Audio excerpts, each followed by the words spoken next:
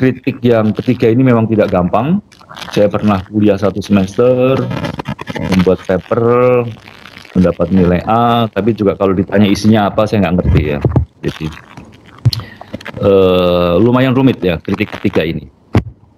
Nah, untuk membahas Kant, lalu kaitannya dengan ontotologi, tuduhan ontotologi dari Heidegger, kita akan mulai pertama kali dengan kritik rasio murni dulu, di mana Kant akan menunjukkan bahwa yang namanya pengetahuan objektif, jadi dengan sendirinya, percaya begitu saja tentang ide Allah, substansi atau monad tanpa pernah mempertanyakan status rasio itu sendiri.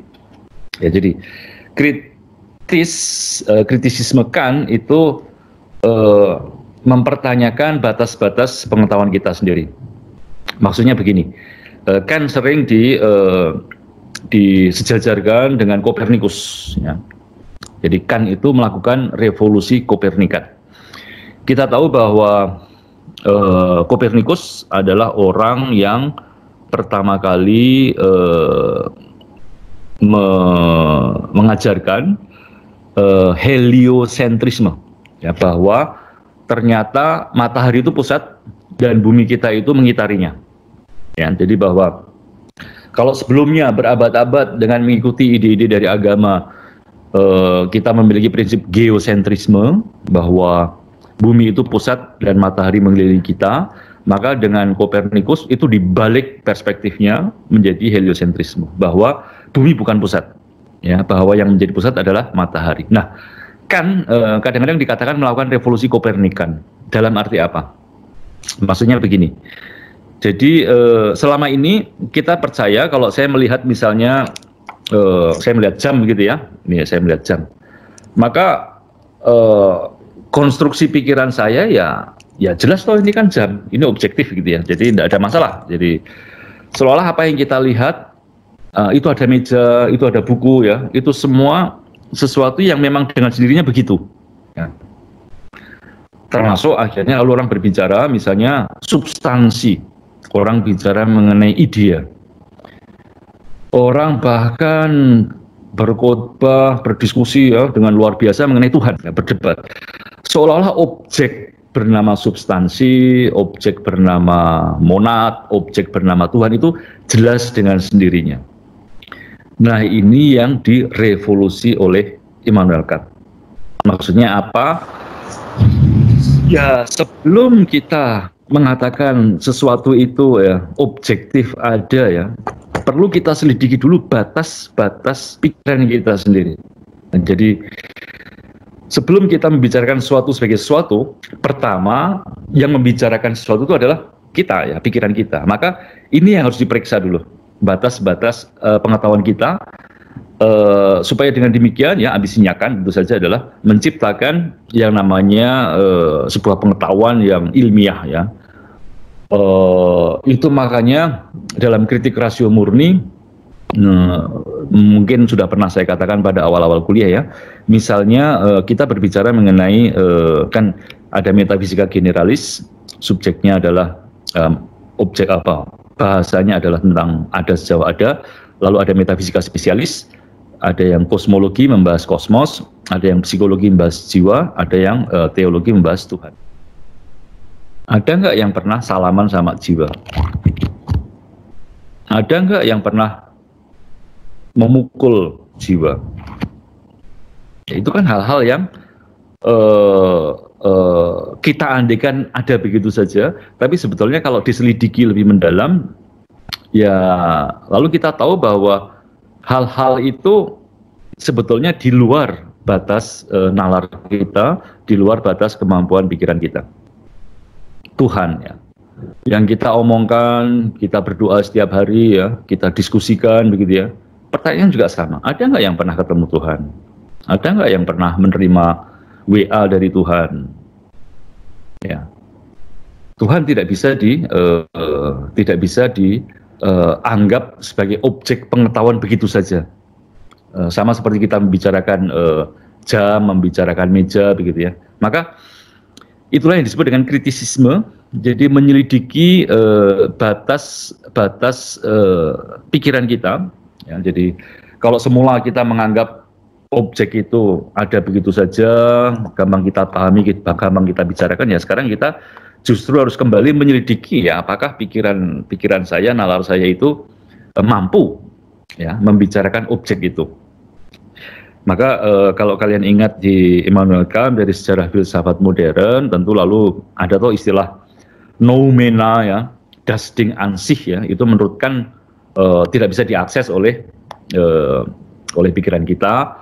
Lalu bahwa yang bisa kita akses hanyalah yang disebut sebagai fenomena ya, dari kata phainestai, phenomenon, artinya apa yang menampak. Nah, kita akan masuk ke pembahasan mengenai batas pikiran kita. Sebentar, saya akan lihat filenya.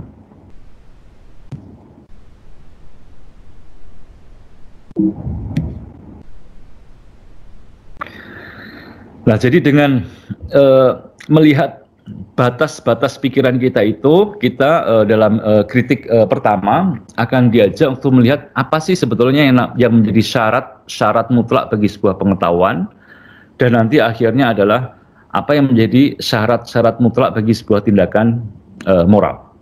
Jadi kalau dalam pemikiran dalam rasio teoritis itu mencari batas-batas pengetahuan kita, apa sih syarat-syarat supaya pengetahuan itu adalah sebuah pengetahuan ya, maka nanti di rasio praktis di bagian etika ya, apa sih syarat-syarat sebuah tindakan disebut bermoral. Ini sudah saya terangkan. Jadi di bagian kata pengantar untuk kritik atas rasio murni, kalau berkaca dari yang ditulis oleh Romo Simon di Petualangan Intelektual ya, kan menulis, apa yang kita maksudkan dengan hal ini bukanlah suatu kritik atas buku atau sistem, melainkan kritik atas kemampuan akal budi manusia dalam menyelidiki semua pengetahuan yang ingin dicapainya terlepas dari semua pengalaman. Jadi kritik ini pada dasarnya merupakan penentuan tentang mungkin atau tidak mungkinnya suatu metafisika yang ingin menetapkan sumber, jangkauan, dan batas-batas metafisika. Jadi ya kan dia tentu ada konteksnya ya, kalian sudah belajar di filsafat sejarah filsafat barat konteks rasionalisme dan konteks empirisme ya. Yang satu menekankan bahwa pengetahuan adalah di subjek, di pikiran manusia, yang lain mengatakan pengetahuan ada di objeknya begitu ya, pikiran manusia itu tidak relevan untuk konstitusi sebuah pengetahuan. Dan kan sering dikenal sebagai orang yang berusaha mendamaikan antara empirisme dan rasionalisme ya. Nah, spesifik mengenai rasionalisme, tentu yang masuk dalam kelompok rasionalisme adalah metafisika. Ya, kita tahu dari zamannya Platon, Plotinus, Aquinas ya, kemudian Descartes ya. Itu kan orang dengan kekuatan pikirannya seolah-olah bisa membicarakan being, membicarakan Adam, membicarakan Tuhan, membicarakan malaikat ya, secara seolah-olah itu nyata dengan sendirinya. Dan sebelum era Kant, kita tahu ada yang namanya Christian Wolff yang membuat pendefinisian metafisika itu, yang sudah saya ulangi berkali-kali ya. Jadi pada abad 16 muncul istilah ontologi, kemudian pada abad 17 saya kira Christian Wolff yang membuat skema bahwa metafisika umum sama dengan ontologi. Kajiannya adalah being qua being, ada sejauh ada. Lalu kemudian metafisika spesial, metafisika spesialis. Kajiannya ada 3, yaitu yang khusus membahas jiwa namanya psikologi, yang membahas dunia namanya kosmologi, dan yang membahas Allah adalah teologi rasional. Nah, metafisika seperti inilah yang dipertanyakan kemungkinannya oleh Kant di awal bukunya Kritik Rasio Murni itu, dan memang muncul perdebatannya apakah dengan demikian Kant itu tidak menghancurkan metafisika, ya, bahwa yang namanya jiwa, dunia, dan Tuhan itu tidak bisa diketahui, maka tidak bisa menjadi pengetahuan, ya, maka ilmu metafisika itu tidak ada.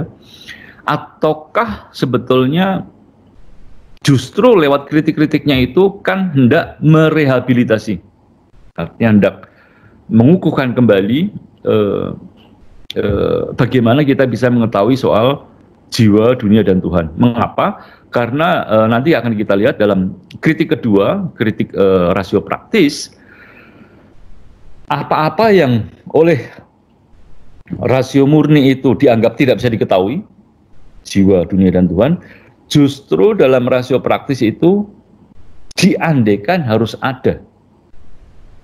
Maka dalam ketegangan inilah kita berada ya, bagaimana memahami status dari jiwa, Tuhan, dan dunia ini. Dan tentu nanti kalau kita berkaca pada Heidegger, tentu saja di sini kan jatuh dalam ontoteologi ya, karena dialektika transendental ya mengenai jiwa, dunia, dan Tuhan itu akhirnya toh dalam bahasa Heidegger hanyalah sebuah penampakan dari being ya, yang disebut fenomena itu, dan sebagai penampakan dari being yang kemudian semacam dijadikan matriks oleh Kant, yaitu tak lain adalah ontoteologi itu sendiri. Nanti kita akan kembali ke sana lagi. Kita lihat PowerPoint dulu.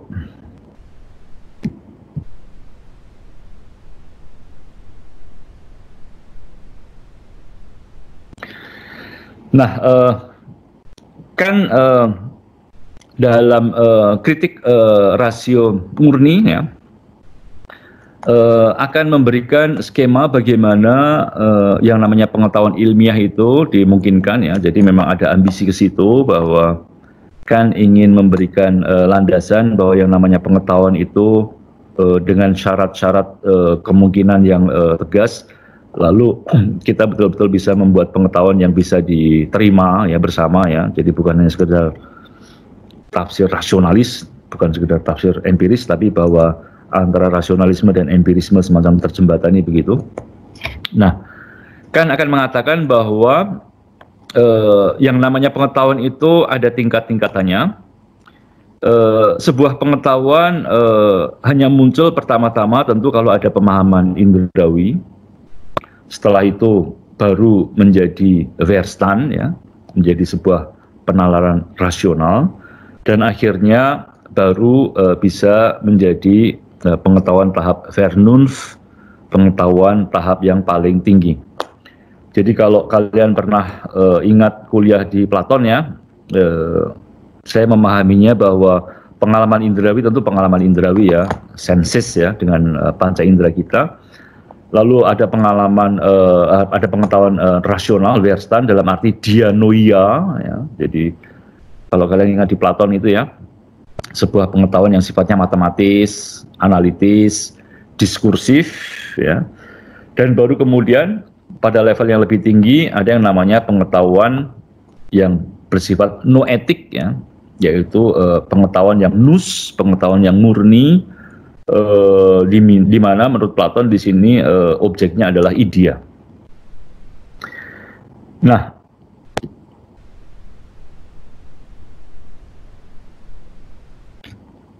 bagaimana sebuah pengetahuan dikonstruksi? Menurut Kant, pertama-tama harus ada pengalaman.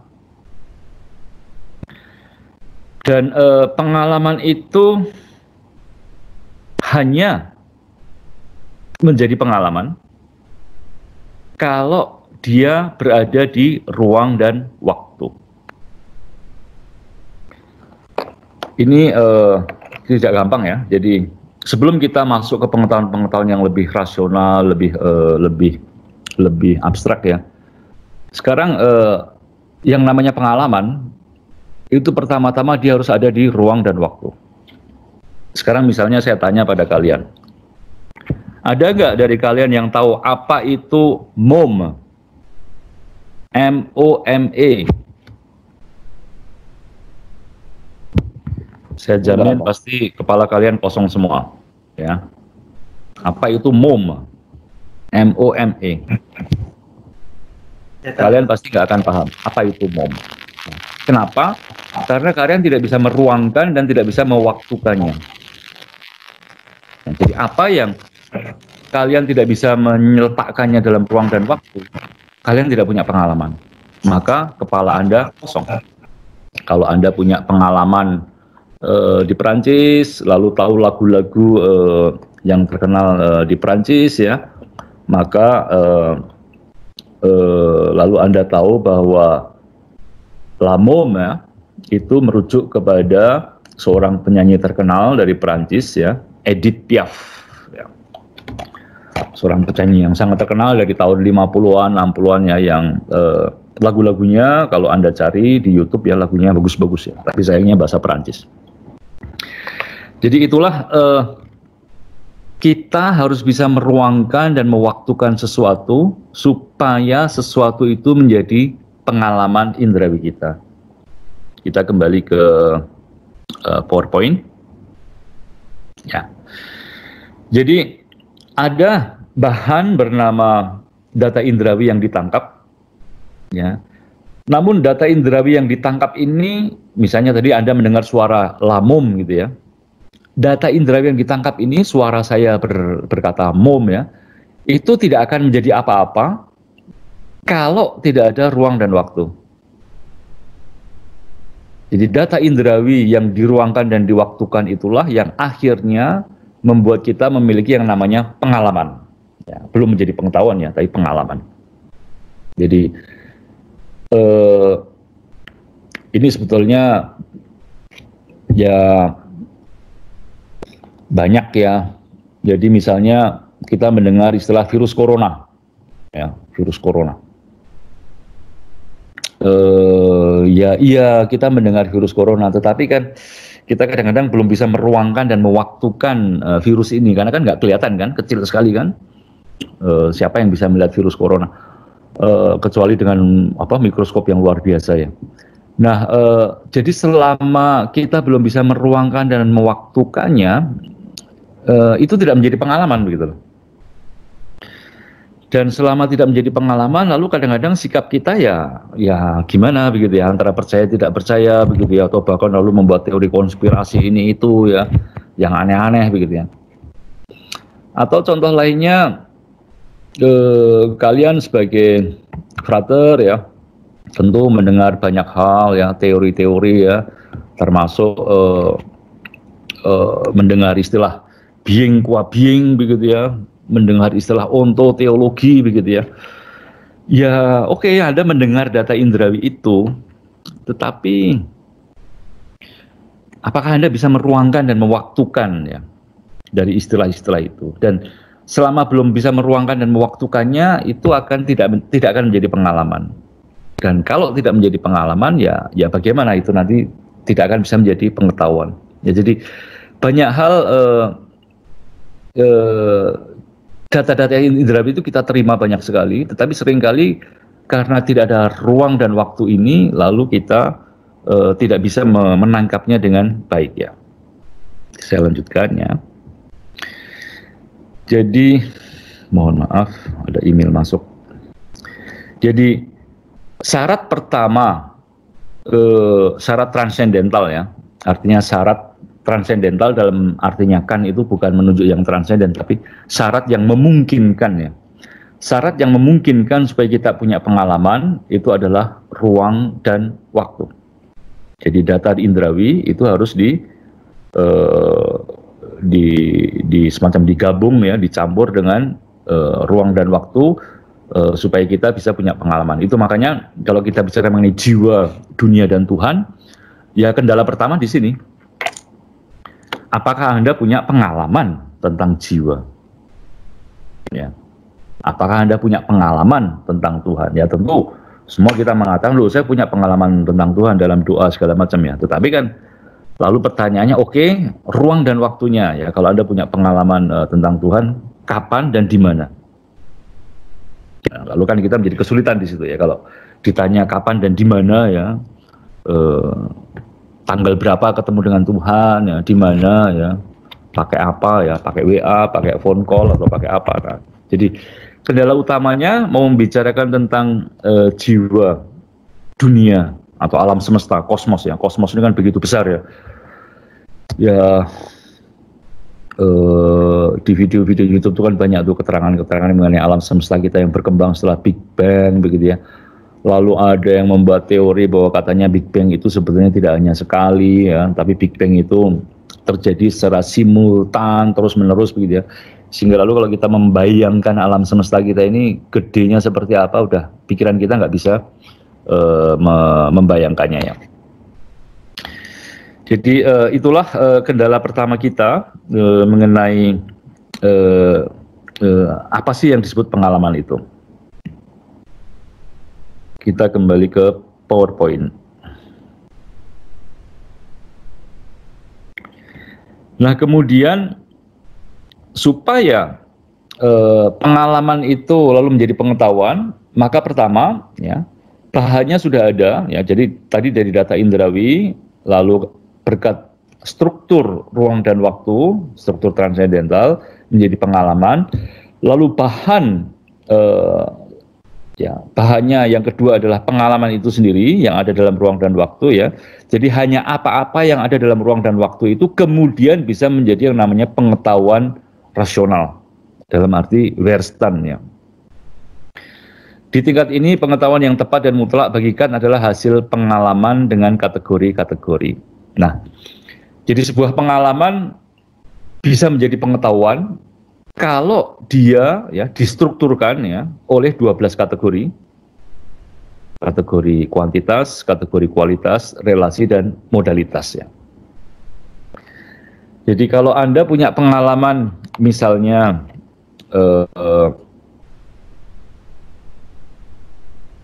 kita lihat lagi. Misalnya Anda punya pengalaman tentang Lamom ya, tentang Edith Piaf ya. Nah, pengalaman tentang Lamom ini bisa menjadi pengetahuan ya, kalau pengalaman ini distrukturkan oleh kategori-kategori tadi itu. Misalnya Lamom ini saya strukturkan dengan kategori kualitas ya. Lalu saya mengatakan, oh Edith Piaf itu penyanyi luar biasa, itu penyanyi yang sangat canggih. Dia dulu dari asal muasal penyanyi jalanan, miskin, jadi pelacur, terlunta-lunta ya, sampai akhirnya ditemukan oleh.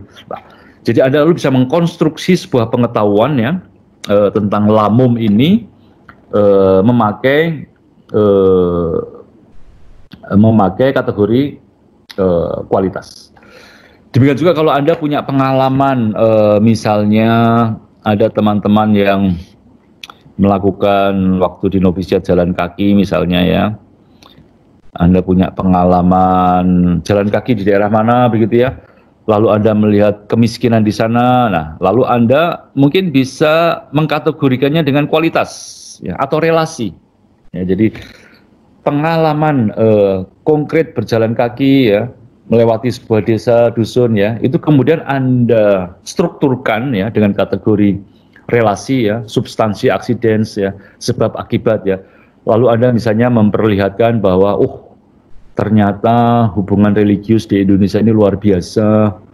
Saya jalan kaki 10 hari harus meminta-minta dan saya dikasih makan oleh orang-orang muslim. Mereka tidak pernah mempertanyakan agama saya. Jadi dari situ lalu Anda mengkonstruksi sebuah pengetahuan rasional ya, Wehrstand ya, karena Anda menerapkan kategori relasi di dalam pengalaman Anda itu. Jadi kalau sebelumnya Romo Simon buat perumpamaan ruang dan waktu itu mirip lingkaran dua teropong ya, maka kategori 12 kategori untuk menstrukturkan pengalaman itu diumpamakan seperti lingkaran teropong yang kacanya merah ya, sehingga lalu menjadi sebuah pengetahuan yang lebih spesifik. Nah akhirnya dalam pengetahuan yang lebih tinggi tadi itu ya, sebuah pengetahuan rasional Wehrstand itu bisa menjadi pengetahuan Vernunft ya, dalam arti pengetahuan yang lebih tinggi, di mana intelektualitas di sini bukan untuk membentuk pengetahuan yang sudah diperoleh lewat Wehrstand, melainkan hanya merangkum pengetahuan di tingkat sebelumnya supaya menyatu secara seluruh, maka di sini dibutuhkan yang namanya idea regulatif tentang jiwa, dunia, dan Allah. Jadi dalam pembahasannya Romo Simon ya, bagaimana Vernunus itu menyatukan seluruh pengetahuannya lewat dari Verstan tadi itu, jiwa memberi orientasi yang memungkinkan intelektualitas menata fenomena yang ada, dunia menyatukan semua gejala lahiriah sebagai sesuatu yang tertata, Allah yang mendasari segala gejala lahiriah maupun batiniah. Ketiga idea regulatif ini, jiwa, dunia, dan Allah, jelas bukan bagian dari pengalaman, sehingga tidak bisa juga menjadi pengetahuan di tingkat Verstan ya. Jadi dalam arti ini metafisika juga nggak mungkin. Dengan demikian memang tidak mungkin ada pengetahuan rasional atas ketiga idea regulatif itu. Tidak mungkin ada pengetahuan tentang jiwa, dunia, dan Allah dalam model pengetahuan Verstan yang dikonstruksi secara ilmiah, secara ilmu alam.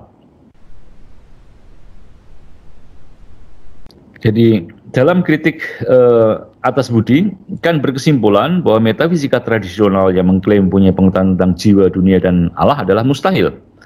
Dengan demikian ajaran filsafat skolastik bahwa Allah adalah kausa prima ditolakkan. Mengapa? Sebab dalam pernyataan tersebut Allah diperlakukan sebagai objek pengalaman yang dikenai kategori kausalitas pada tingkat akal budi, Verstan.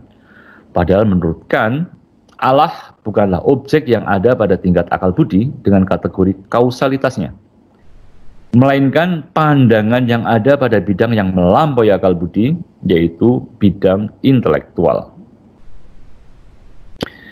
Jadi idea regulatif bukanlah objek pengetahuan, idea regulatif adalah asumsi-asumsi yang digunakan untuk menata pengetahuan. Dalam arti ini, idea regulatif hanya menjadi postulat.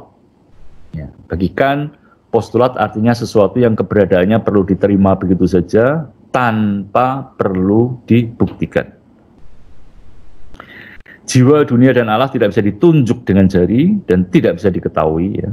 Namun toh jiwa, dunia, dan Allah perlu diandaikan adanya, dan bagaimana memahami posisi ini yang lumayan rumit di Kant. Jadi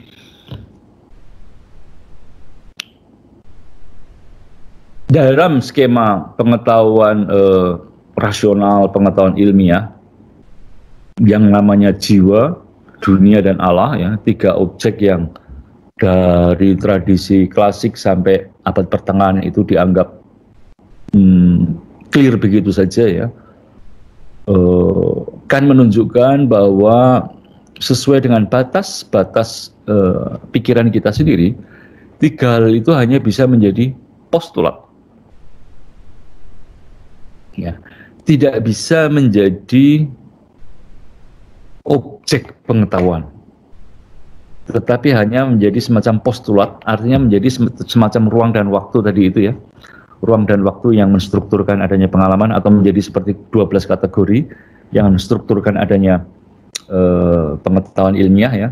Maka idea regulatif jiwa, dunia, dan Tuhan ini juga hanya postulat yang tidak bisa menjadi pengetahuan spesifik. Nah, bagaimana memahami bahwa tiga hal ini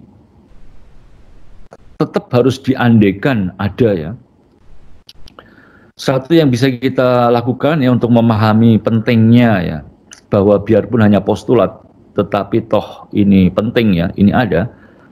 Satu yang bisa kita lakukan adalah dengan berkaca pada kritik kedua Kant, yaitu untuk rasio praktis.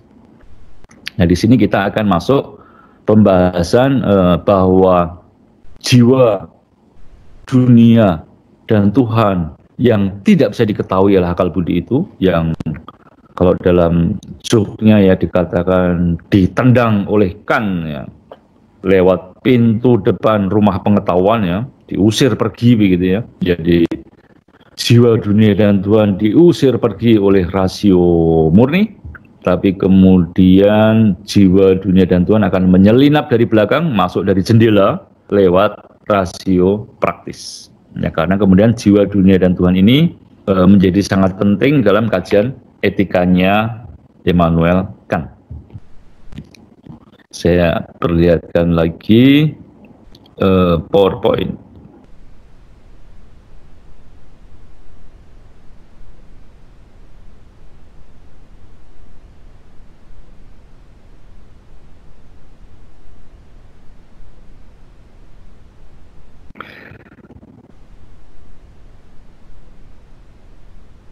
Ini agak macet. Saya mengutip dari tulisan Romo Magnis Menalar Tuhan ya. Immanuel Kant masuk ke dalam sejarah filsafat sebagai penghancur metafisika. Dalam Kritik Akal Budi Murni, karyanya yang paling masyhur, Kant menyatakan kegagalan segala usaha metafisika. Memikirkan objek-objek yang di luar cakupan pengalaman indrawi hanya menghasilkan kesesatan dan tipuan. Jadi ini yang disebut sebagai paralogisme ya. Jadi Anda membicarakan jiwa misalnya ya, atau Anda membicarakan Tuhan ya, membuat teologi, membuat analisis ini macam-macam ya. Padahal de facto Tuhan tidak ada dalam pengalaman, ya ini akan menghasilkan kesesatan ya. Yang disebut sebagai paralogisme, para ya, seolah-olah ya, sepertinya logis ya, padahal sebetulnya bukan knowledge ya. Dan karena Tuhan terletak di luar pengalaman manusia, maka tidak mungkin menentukan secara teoritis tentang eksistensi Tuhan.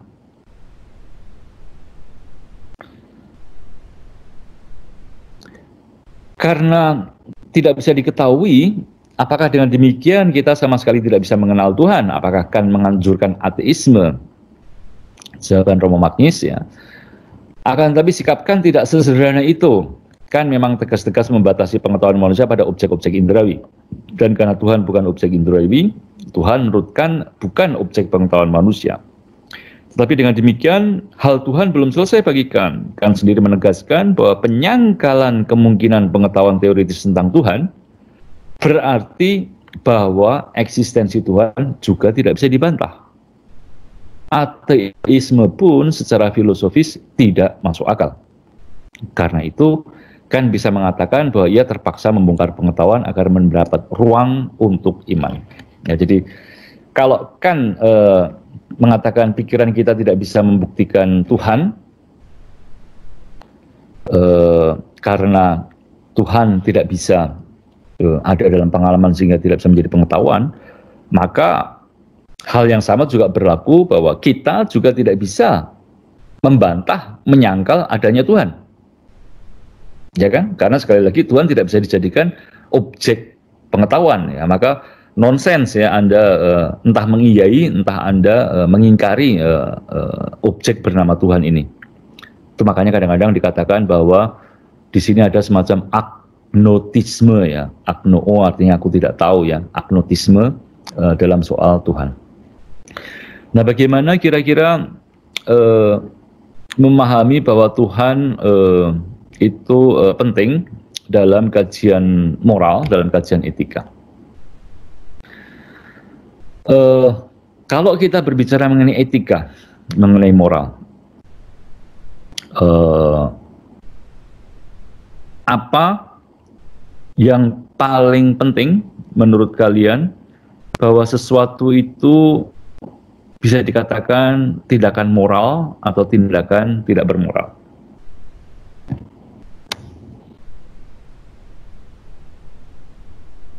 Misalnya di saat pandemi corona ini ya, ada orang-orang ya yang bekerja lalu membantu orang-orang yang sakit ya, terpaksa karena harus cari penghasilan ya, karena harus tetap gajian ya. Kira-kira kalau melihat dua macam tindakan itu, menurut kalian tindakan yang bermoral yang mana?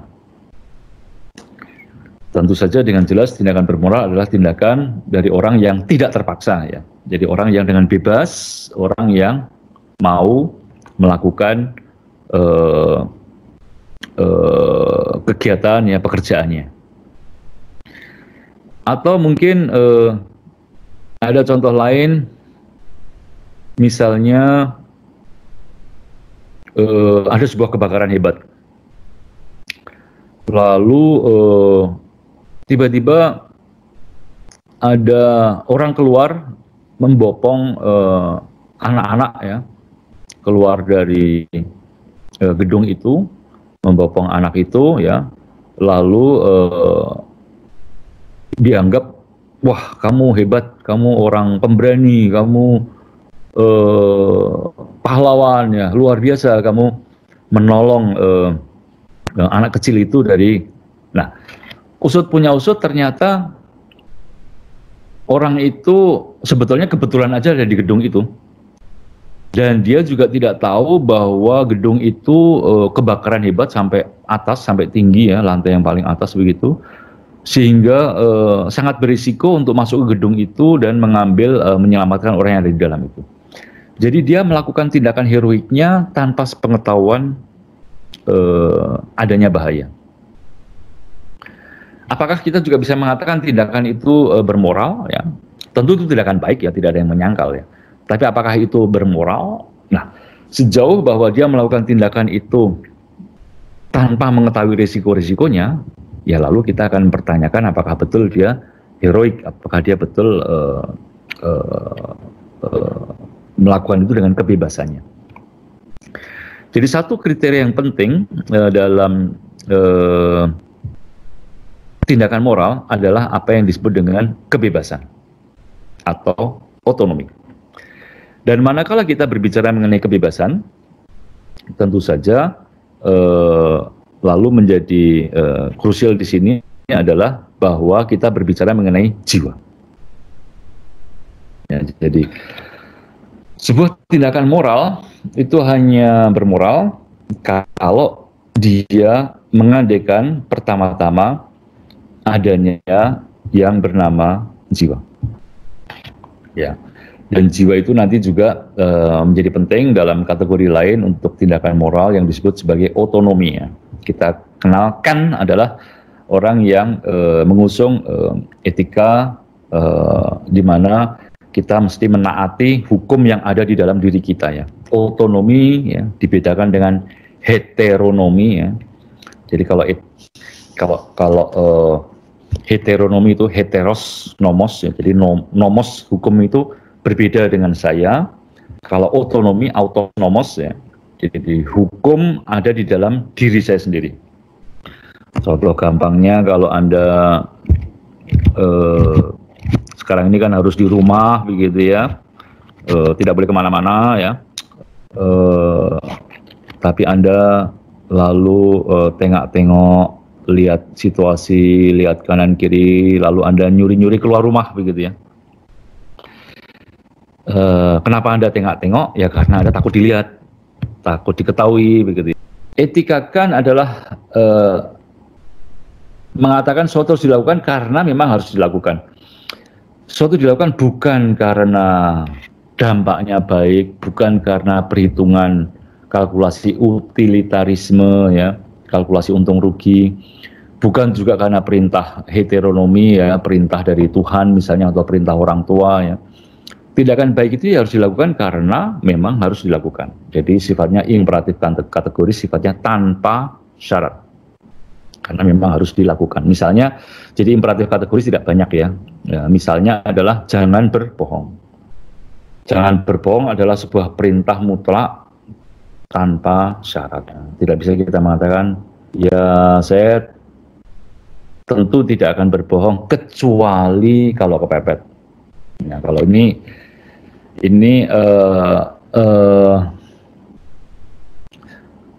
tidak bisa menjadi syarat sebuah moral yang bersifat universal ya. Lawan dari imperatif kategoris adalah imperatif hipotetis. Jadi imperatif hipotetis itu misalnya adalah imperatif ya, perintah, tapi sifatnya hipotetis, artinya sifatnya tergantung dari syaratnya ya. Jadi misalnya imperatif hipotetis, kamu harus tinggal di rumah stay at home, kecuali kalau mau belanja di Alfamart. Jadi ini imperatif perintah, tetapi sifatnya hipotetik ya, ada syarat-syaratnya. Kalau imperatif kategoris adalah perintah yang sifatnya kategorik, ya, sifatnya memang mutlak. Ya. Jadi dari perintah itu sendiri tidak ada syaratnya apapun. Jangan berbohong adalah sebuah perintah yang dimanapun, kapanpun ya harus dilakukan. Nah, perintah jangan berbohong ini, imperatif kategoris ini, kita lihat sebentar PowerPoint. Hukum moral yang taat pada imperatif kategoris, salah satunya adalah kriteria universal, bisa disemestakan ya, bertindaklah hanya menurut kaidah yang pada saat yang sama menurut Anda bisa diuniversalkan, mengandaikan ketertataan dunia. Jadi sebuah imperatif kategoris itu mengandaikan adanya dunia. Jadi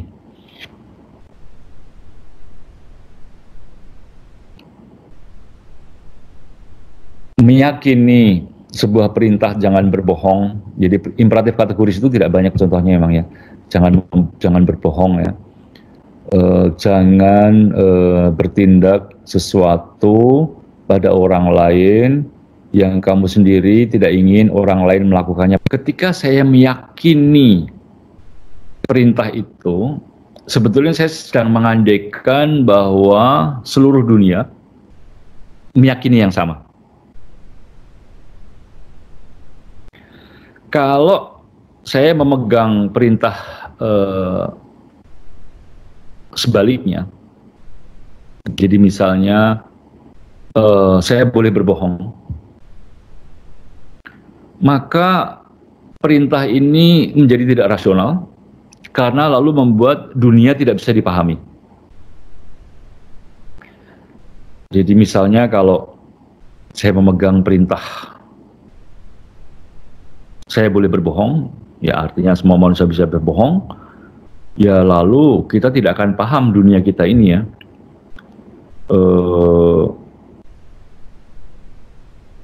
Kalau saya boleh berbohong, semua orang boleh berbohong ya, lalu apa yang saya katakan kan Anda akan curiga ya, wah ini Romo Setio jangan-jangan berbohong begitu ya. Kalau saya bikin pengumuman nanti jam 9 kita akan kuliah, nah Anda curiga, mbak ini jangan-jangan Romo Setio berbohong ya. Terus nanti kalau kalian kirim paper ke saya juga nggak yakin ini jangan-jangan papernya bohong-bohongan ini ya. Terus nanti kalau hasil nilainya saya taruh ke sekretariat juga nggak percaya ini jangan-jangan Romo Setio bohong begitu ya. Nanti kalau kalian lulus dari STF juga ada ijazah dari STF, Anda juga nggak yakin ya jangan-jangan ini ijazahnya bohong-bohongan ya. Jadi kalau kita memegang perintah yang seperti itu ya, maka dunia menjadi tak terpahami, kita tidak bisa meletakkan apapun di dunia ini ya, semuanya menjadi buyar. Ya, jadi prinsip imperatif kategoris yang pertama tentu adalah sifatnya jadi bisa diuniversalkan ya. Lalu yang kedua adalah menghargai manusia, di mana tadi sudah dimasukkan ke dalam kajian mengenai jiwa ya. Jadi prinsip imperatif kategoris ini sebetulnya mengandaikan adanya dunia, adanya semesta, adanya ketertataan. Jangan lupa kata kosmos ya, itu dalam bahasa Yunani artinya tertata ya, sesuatu yang teratur ya, kosmetik ya. Maka kalau orang-orang menggunakan kosmetik itu kan sebetulnya untuk menata ya, menata wajahnya supaya dengan tertata lalu menjadi indah. Nah, lalu terakhir bagaimana kaitannya dengan Tuhan?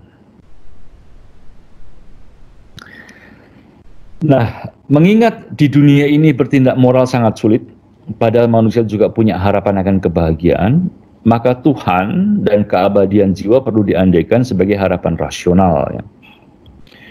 Tindakan moral lebih masuk akal mengandaikan Tuhan seolah-olah ada daripada tidak ada.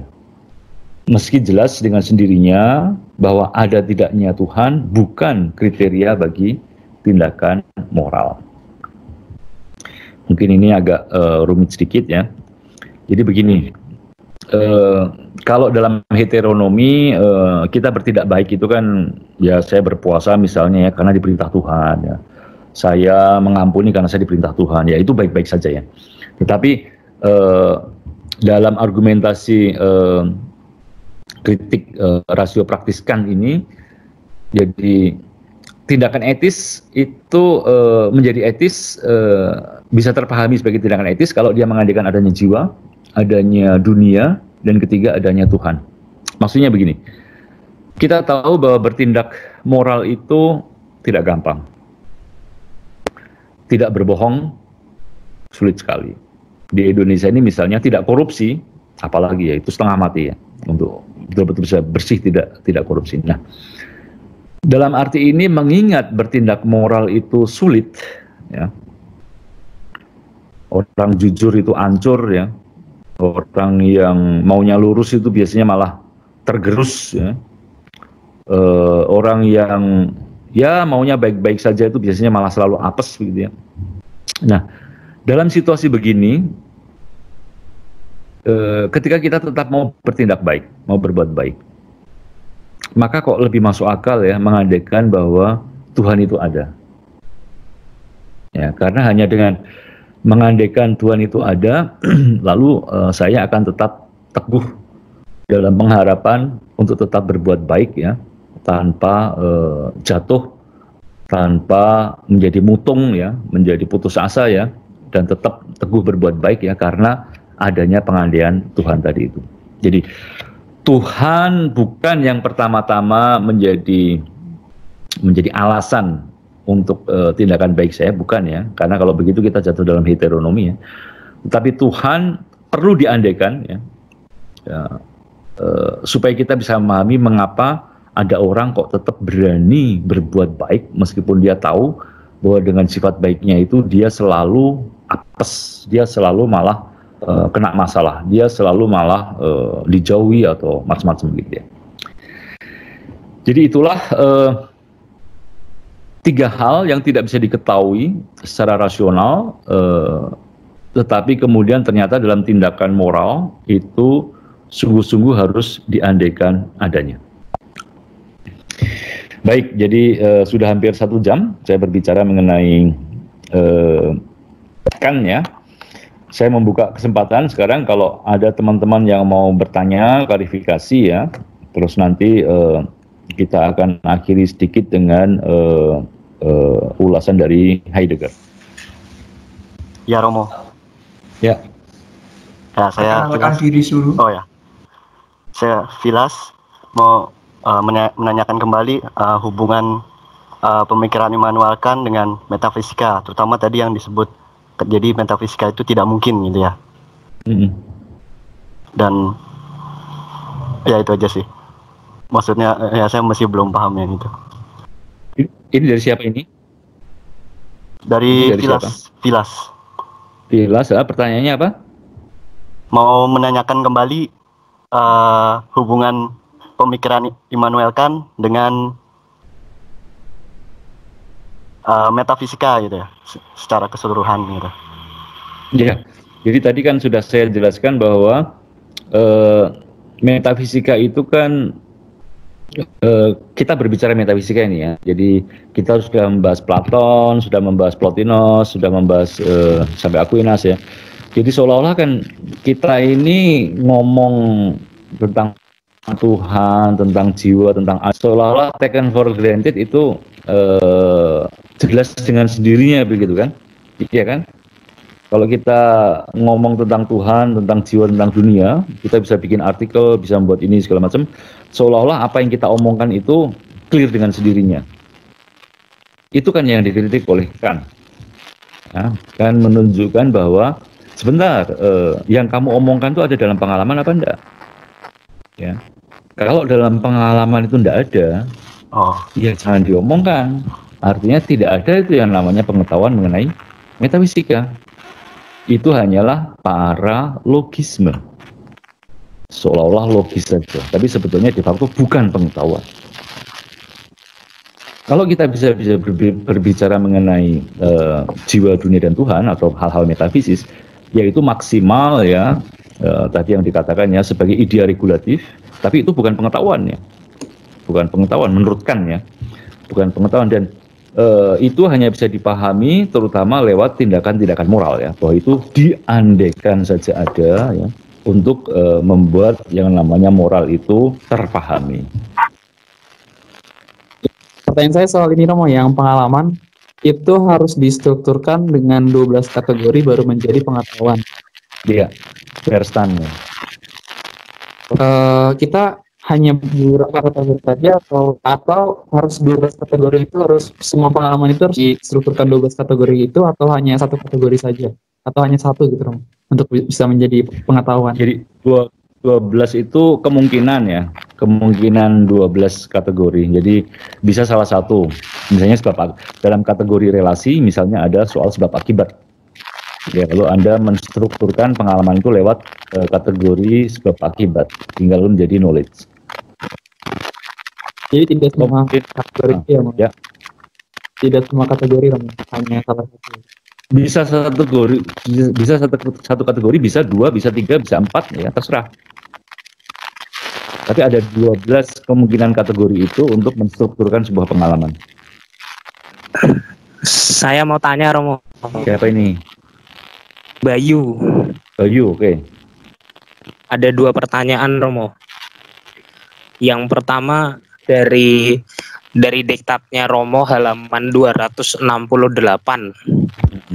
Di paragraf atas itu, dalam strategikan dunia, jiwa, serta Allah nantinya akan dibicarakan secara fenomenologis.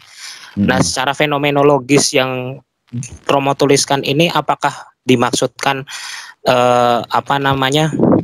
yang tadi Romo jelaskan bahwa itu tuh tidak bisa diketahui dalam artian nalar teoritis, tetapi dalam nalar praktis? Itu yang pertama. Yang kedua adalah soal tadi Romo mengatakan bahwa idea regulatif, ini sedengar saya ya Romo, apakah posisi itu memang posisi yang dimaksud oleh Kant gitu?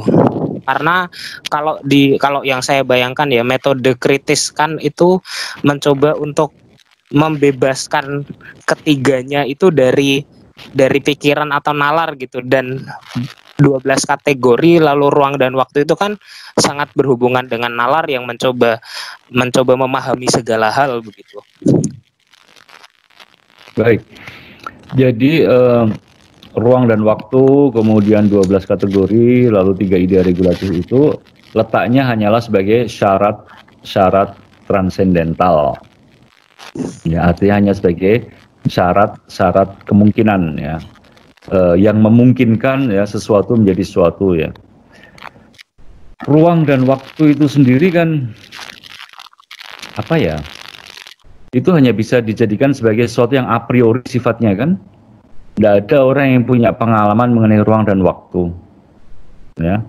Jadi sifatnya hanya a priori, artinya sebelum pengalaman. Tapi harus diandaikan ada 12 kategori kausalitas misalnya ya, itu juga sifatnya a priori kan. Kausalitas itu apakah ada di pikiran ataukah ada di objeknya? Dua-duanya nggak begitu. Jadi satu kritik dari Hume ya terhadap rasionalitas ya. Jadi misalnya ada bola biliar merah disodok lalu mengenai bola biliar putih, lalu bola putih bergerak ya. Kaum rasionalis langsung mengatakan bahwa bola merah adalah penyebab bergeraknya bola putih. Ya, jadi kaum rasionalis begitu yakin ya bahwa ada yang namanya kategori kausalitas ya, yang sifatnya objektif ya, bahwa kalau ada bola merah menyentuh bola putih lalu putihnya bergerak, itu artinya bola merah adalah sebab dan bola putih adalah akibat ya. Bola putihnya bergerak itu efek saja. Nah, soal menggerakkan hanya kebiasaan aja yang membuat bahwa Anda membuat kategori yang namanya kausalitas. Tapi sebetulnya kausalitas itu hanyalah ada di pikiran kamu sendiri. Objeknya sendiri nggak begitu, belum tentu ya. Objeknya sendiri mengenai gerakan itu belum tentu merah mengenai yang putih, bukan. Bisa jadi justru yang putih yang menarik si merah. Jadi dari debat rasionalisme dan empirisme ini lalu kan menunjukkan bahwa yang namanya kategori kausalitas itu tidak ada di pikiran manusia, tidak juga di objeknya ya, tapi dia hanya sebuah syarat kemungkinan saja. Ya.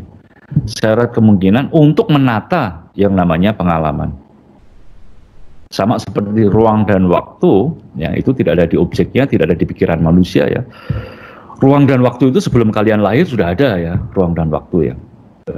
Jadi ruang dan waktu itu hanya semacam sesuatu yang di luar pengalaman kita, tapi dia ada dan dia diharuskan ada untuk menata data indrawi supaya menjadi membicarakan jiwa, dunia dan Tuhan bukan sebagai nominal tapi sebagai fenomena saja, sebuah jalan yang tampaknya akan sendiri tidak melakukannya ya, tidak membuatnya. Apakah di bukunya yang berjudul Metafisika mengenai adat istiadat, metafisika mengenai moral itu dia membahas? Saya terus terang tidak bisa menjawab. Oke. Ya. Itu dari Richard, anak CICM, Frater Richard. Itu pertanyaannya ingin mendapat penjelasan mengenai critical practical reason. Itu apa? Critical practical reason. Critical practical reason. Kalau ini mas, yang dimaksud dia itu ini apa, teori praktis dari Immanuel Kant. Rasio praktis. Ya, yang dibicarakan adalah rasio kritik rasio praktis ya. Ya itu. Kritik nalar praktis, kritik rasio praktis itu yang tadi saya uraikan dalam jadi pertanyaan pokok kritik rasio murni adalah apa yang bisa aku ketahui. Pertanyaan pokok kritik rasio praktis adalah apa yang harus kuperbuat. Maka dalam kritik rasio praktis itu kajiannya adalah tentang etika, tentang moral. Dan itu yang tadi kemudian saya jelaskan bahwa moral ya, sebuah tindakan itu bersifat moral menurut Kant ya, kalau dia syarat-syarat transendentalnya adalah adanya jiwa, adanya dunia dan adanya Tuhan. Syarat jiwa itu tampak lewat analisis moral tentang pentingnya kebebasan ya, bahwa sebuah tindakan moral hanya tindakan moral kalau dia bebas. Lalu analisis tentang dunia itu tampak dalam imperatif kategoris ya, bahwa dalam etika deontologis oleh Kant sesuatu itu etis kalau dia bersifat imperatif kategoris, artinya bisa diuniversalkan ya.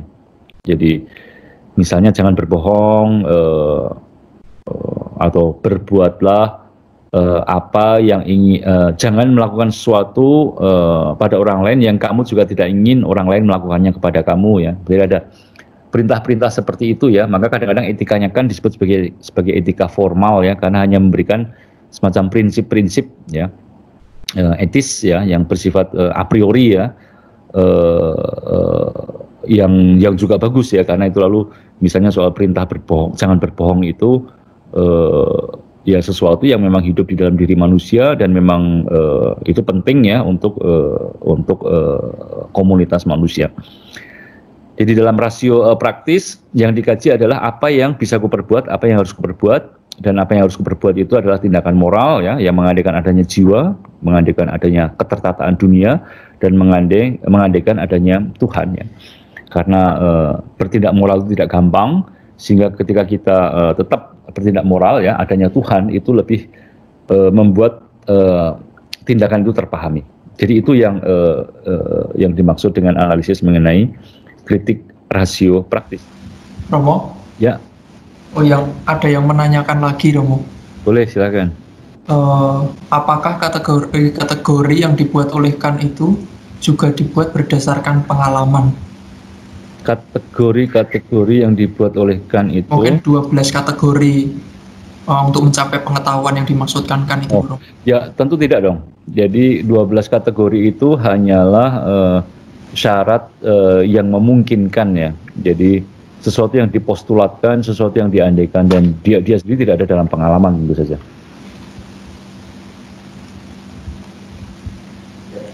Iya, Bro. kan tadi sudah saya uraikan lewat perdebatannya dengan Hume tadi itu loh. Jadi kalau kausalitas itu ada dalam pengalaman, berarti kan ada di dalam pikiran manusia, ya kan? Ya. Dan itu yang dikritik oleh Hume, bahwa seringkali ya itu hanya kebiasaan manusia saja.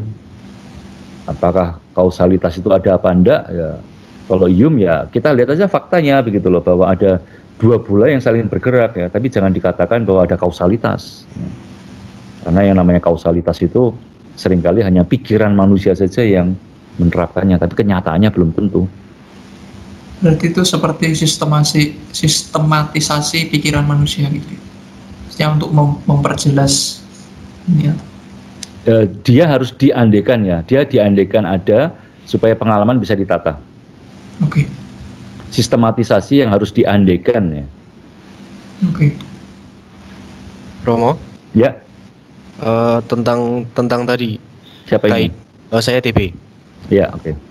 Tentang kaidah apa tadi namanya? Imperatif kategoris, kan ada 3 ya. Ya. Tentang etika kan. Mungkin ini di luar metafisika, tapi mumpung lagi Immanuel kan, bisa tolong dijelaskan tentang kaidah yang ketiga, Romo? Tentang Tuhan tadi itu. Kan kalau yang pertama kan kaidahnya bisa diuniversalkan, lalu kaidah kedua hormat pada manusia. Nah, lalu kaidah yang ketiga itu menjelaskannya bagaimana, Romo? Kaidah ketiga apa ya? Yang dijelaskan di etika Romo Dipo sih cuma kerajaan tujuan-tujuan gitu, bahwa semua tindakan moral manusia diarahkan pada tujuan kemanusiaan bersama. Nah, ini yang belum didiskusikan secara khusus dalam kelas etika. Bertindak dalam rangka tujuan bersama. Kalau dalam tujuan bersama berarti ya bisa dimasukkan dalam semesta tadi itu, diuniversalkan. Oke. Ya, jadi imperatif kategoris itu imperatif kategoris itu dijalankan dengan mengandekan adanya tatanannya. Jadi untuk bersama memang. Justru yang belum dibahas adalah kaidah tentang Tuhan itu kan, kebahagiaan itu loh, kebahagiaan akhir. Dan itu yang lalu berkaitan dengan a priori, a posteriori tentu kalian sudah paham ya. A priori artinya sesuatu yang tidak tergantung pada pengalaman ya. Dia sesuatu yang ada a priori ya, sebelum pengalaman ya. Jadi misalnya semua segitiga bersisi 3 ya. Jadi proposisi ini bersifat a priori karena Anda tidak butuh pengalaman ya. Anda dengan logika aja langsung bisa paham bahwa ya segitiga pasti bersegitiga begitu ya. Tapi kalau saya membuat proposisi misalnya semua bola berat ya. Ya ini butuh pengalaman ya. Kalau Anda mengatakan semua bola bundar, oke, itu bersifat a priori. Tapi kalau semua bola berat, ya ini membutuhkan pengalaman. Anda harus ngecek dulu ya di kasus-kasus Anda ketemu bola ini, bola itu begitu ya, sehingga lalu Anda bisa memutuskan bola itu bersifat berat. Lalu ada proposisi yang disebut analitis dan sintetis. Analitis itu sebetulnya mirip dengan a priori ya. Sebuah konsep di mana di dalam predikat sudah ada subjeknya. Jadi kalau semua segitiga bersisi 3 ya, bersisi 3 itu kan predikat ya. Jadi predikat itu sudah ada di dalam subjek bernama segitiga itu sendiri. Ini yang disebut sebagai proposisi atau pernyataan yang sifatnya analitis. Sementara proposisi disebut sintetik bila konsep dalam predikat tidak tergantung di dalam konsep subjeknya. Bola itu berat misalnya. Berat sebagai predikat tentu tidak include ya, tidak ada di dalam definisi mengenai bola itu sendiri. Jadi Anda mensintesakan dua hal, yaitu bola dan berat ya, sehingga lalu itu menjadi proposisi sintetik. Nah, dari 2 macam atau 4 macam proposisi itu, kita bisa membedakan adanya sebuah proposisi yang bersifat analitis dan a priori, suatu yang sangat mungkin ya. Semua segitiga bersisi 3, sintetis a priori, lalu analitis a posteriori yang sifatnya kontradiktif, dan sintetis a posteriori yang juga mungkin ya, semua bola menurut pengalaman ya, Anda sintesakan ya, semua bola itu berat ya. Nah, lalu yang menjadi problem adalah nomor 2 dan nomor 3. Analitis a posteriori, jadi artinya Anda membuat proposisi yang analitik, ya, tetapi ada di pengalaman, ini kan kontradiktif ya. Sesuatu yang sifatnya a priori tapi kok a posteriori, ya, jadi ini tidak mungkin ya. Nah, yang kemudian sering dikenakan nanti pada Kant adalah proposisi nomor 2, sifatnya sintetis a priori. Bahwa kita semacam mengumpulkan a priori. Jadi ada 3 macam pendapat tafsir ya untuk pemikirannya Kant ya. Kelompok penafsir pertama akan mengatakan bahwa proposisi sintetik a priori ini tidak ada, sebuah proposisi logis yang derajat kebenarannya mutlak, namun juga ada dalam pengalaman ya, tidak akan pernah ada ya. Kelompok penafsir kedua akan mengatakan bahwa proposisi sintetik a priori, misalnya tentang Tuhan, dunia, dan kosmos, ditemukan dalam pengalaman hidup sehari-hari sebagai basis a priori yang sifatnya mutlak. Namun meski mutlak, kita tidak bisa memiliki pengetahuan atasnya ya. Jadi ya oke, memang itu sebagai pengetahuan ilmiah nggak mungkin ya, tetapi toh untuk hidup sehari-hari dia harus diandalkan ada begitu ya, sehingga memang entah bagaimana tetap ada ya. Jadi kita berada di sini semacam sikap jalan tengah yang menggantung ya, tidak terlalu jelas. Nah, kelompok ketiga yang diwakili oleh Heidegger akan melihat bahwa di sini ya, dalam model proposisi sintesis a priori, disinilah menurut Heidegger kita menemukan ontologinya Kant. Ya, jadi Heidegger jelas akan menunjukkan bahwa pembahasan yang tadi dibuat dalam kritik rasio murni maupun kritik rasio praktis mengenai jiwa, dunia, dan Tuhan, menurut Heidegger persis disitulah ya, ada yang namanya Kant. Jadi kalau mengambil analisis dari Paul Gorner, Phenomenological Interpretation of Kant in Husserl and Heidegger ya, di mata Heidegger, buku Kant kritik pertama, yaitu kritik untuk rasio murni, termasuk dalam kasanah metafisika generalis. Kajiannya adalah being as such and as a whole. Menurut Heidegger, pemikiran Kant berpusat pada kajian metafisika generalis sebagaimana tampak dalam upayanya menemukan sebuah sintetik a priori judgment, sebuah putusan yang bersifat sintesis a priori.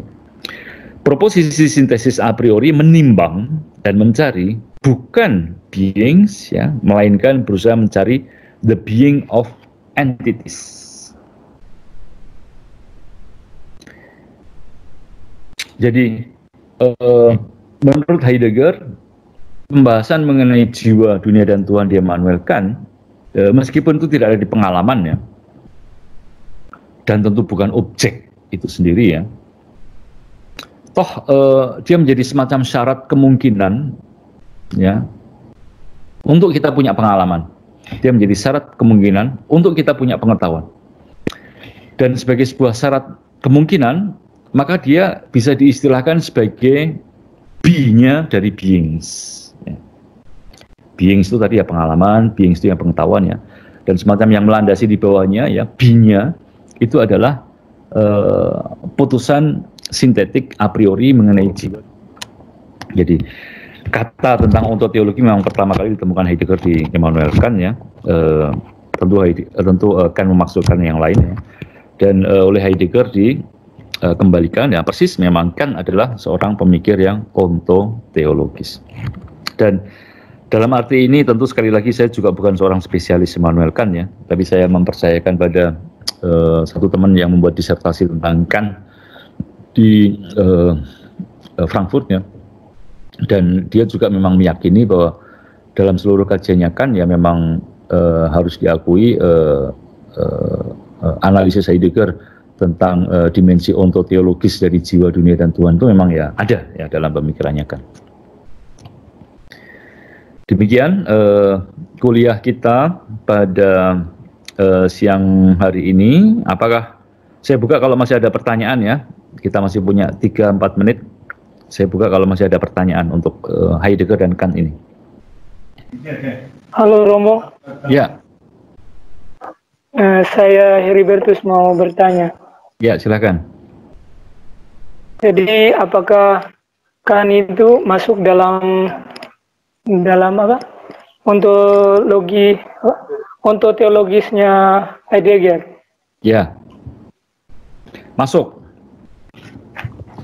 dalam sekali lagi saya tentu di sini hanya bisa mengandalkan informasi dari orang lain ya. Jadi memang kalau memakai analisisnya Heidegger bahwa jiwa, dunia, dan Tuhan itu adalah sebuah putusan yang sifatnya sintesis a priori ya. Jadi semacam a priori yang dikumpulkan bersama begitu ya. Dan dari a priori ini kita bisa memiliki yang namanya entah itu Verstand ya, knowledge Verstand, entah itu yang namanya pengalaman, entah itu yang namanya tindakan moral ya. Jadi a priori ini yang disintesakan ini kan semacam menjadi B ya, B yang atau kalau dalam teologi Tuhan ya, yang menjadi asal dari semua yang lain-lainnya. Dan sejauh dia menjadi asal ya sudah, berarti dia masuk dalam on, theos, dan logos. Jadi sekali lagi ini saya mengandalkan informasi dari seorang teman ya, jadi kan dalam arti ini jatuh dalam ontoteologi. Saya Romo. Ya, silakan. Boni, Ya. mau memastikan saja sih Romo, apakah ontoteologi Heidegger itu sudah mulai mulai berlangsung sejak Thomas Aquinas ya? Karena kemarin sempat bahas mengenai Ese. Itu apakah berlanjut oleh Immanuel Kant yang akhirnya malah memperjelas itu memberi ruang dalam rasio praktis. Ya, jadi kalau dalam Thomas Aquinas saya tidak yakin bahwa ada ontoteologi di situ ya, karena esse yang dibahas oleh Aquinas itu di metafisika tentu hanya semacam dialusikan ya, semacam dirujukkan saja kepada Tuhan, tapi tidak pernah itu sungguh-sungguh menunjuk pada Tuhan ya. Dalam kajian filsafat Tuhan tidak pernah menjadi ens summum ya. Tuhan hanya bisa dibicarakan secara analogi ya. Jadi tidak bisa Tuhan itu tidak bisa dalam Thomas Aquinas dikandangkan dalam on, theos, logos dalam skemanya Heidegger. Dan Heidegger memang tentu menuduh Thomas Aquinas ontoteologi karena Heidegger menolak konsep analogi. Heidegger menolak fungsi bahasa yang bisa digunakan untuk membuat analogi. Jadi kalau di Thomas Aquinas tentu saya mengikuti analisis dari Bulnois itu ya, bahwa tidak ada ontoteologi di Aquinas. Tapi kalau untuk Kant ini memang proposisi mengenai jiwa, Tuhan, dan dunia ini tampaknya memang sejauh bisa ditangkap sebagai proposisi yang sifatnya sintetik a priori ya. Jadi meskipun tidak ada di pengalaman ya jiwa, dunia, dan Tuhan itu, tapi toh dia semacam dia menjadi pengandaian untuk adanya pengalaman, dia semacam menjadi kausa, menjadi sebab, menjadi asal. Ya tampaknya memang bisa disebut sebagai ontoteologi di situ.